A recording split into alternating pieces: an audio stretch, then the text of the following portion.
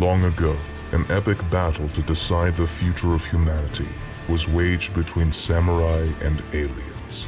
Despite a long-fought battle, the aliens would use a giant penis cannon to wipe out the world of the samurai. Though their swords were forever sheathed by this tragedy, the samurai persisted. Now one of their greatest warriors is a lazy otaku who will do any job for money, including beating up an old lady in a JoJo-style stand battle. Welcome to another episode of Frffy Recommends. Spoilers ahead. Penis cannon.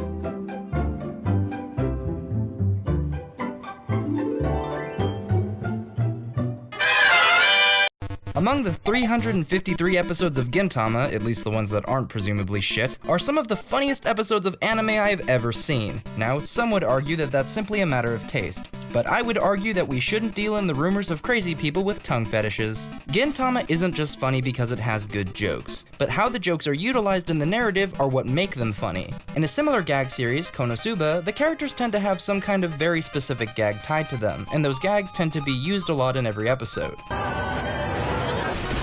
While this isn't untrue of certain characters in Gintama, other characters tend to have more than one gag tied to them, meaning the show can remain fresh in the ways that it makes fun of its characters. Sometimes Gintoki's obsession with Jump is a throwaway line. Other times it's the focus of an entire B-plot. What makes this even better is the sheer magnitude of characters Gintama has at its disposal. There's an episode of the show where the characters are playing an online MMO, and different side characters are used to explore the premise. 3 cops and a terrorist end up teaming up because they don't recognize each other in the video game, while another super powerful character ends up being the main cast's homeless friend. Also, there's a masochist ninja. And I haven't even mentioned how the plot of this episode is about the characters being turned into screwdrivers by aliens. Having so many characters means that there are a lot of ways to explore each premise, and plenty of unique personalities for the cast to bounce off of. And the cast never feels bloated because only the most effective characters are used in each episode. Now, before I continue praising the show, there's a bit of criticism I need to address. Gintama's unconventional structure of one-off episodes and more in-depth plotlines tends to be off-putting to people. While I understand the frustration of being heavily invested in one plotline only for things to go back to the status quo, having dropped the show for those reasons 5 years ago before picking it up again recently, what I don't hear talked about is how the show blends its one-off episodes and longer plotlines together. At the end of one of the arcs of the show, after the main antagonist has been defeated, a follow-up episode had a member of the Shinsengumi spying on the main cast. While being a great one-off episode in its own right, at the end of that episode, a character from the previous plotline comes to visit the main cast.